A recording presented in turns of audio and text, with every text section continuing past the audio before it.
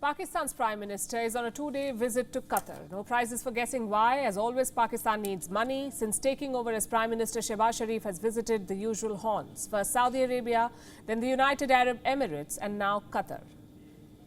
Shehbaz Sharif arrived in Doha on Tuesday. He held talks with his Qatari counterpart, Khalifa bin Abdulaziz Al Thani.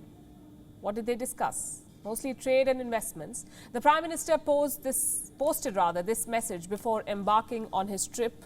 This is the Pakistani Prime Minister, and this is what he said.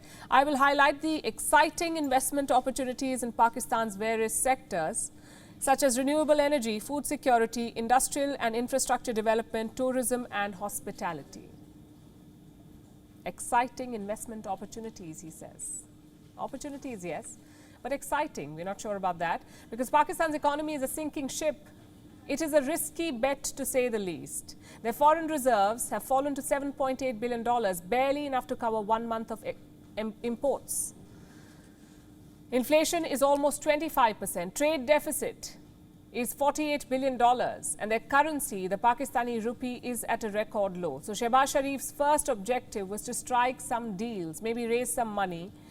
And what is he offering Qatar in return? Assets owned by the Pakistan government, specifically two of them, the loss-making Pakistan International Airlines and the Roosevelt Hotel in New York. Sharif was expected to offer shares in these state enterprises. Did Qatar take the deal? At this point, we do not have official word on that.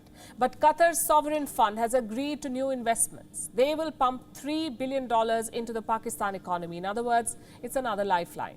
The second objective of Sharif's trip is LNG, liquefied natural gas. It's really a simple equation. Pakistan needs LNG. Qatar produces LNG. In fact, it is the third largest producer in the world. But right now, most shipments are being scooped up by Europe. They're using LNG to replace Russian gas. The result is this: Pakistan cannot find any gas shipments.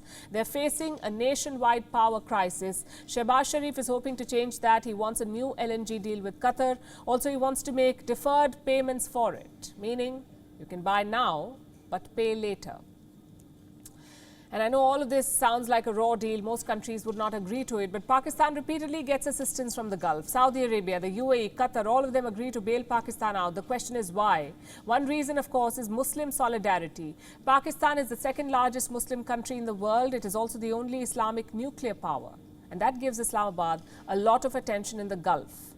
Many Pakistanis also live and work in the region, including in Qatar.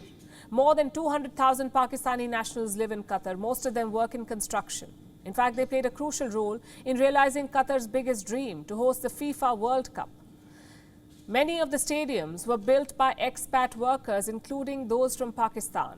But the work is not done yet. According to reports, Pakistan's army will be deployed in Qatar during the World Cup. They will provide security during the tournament.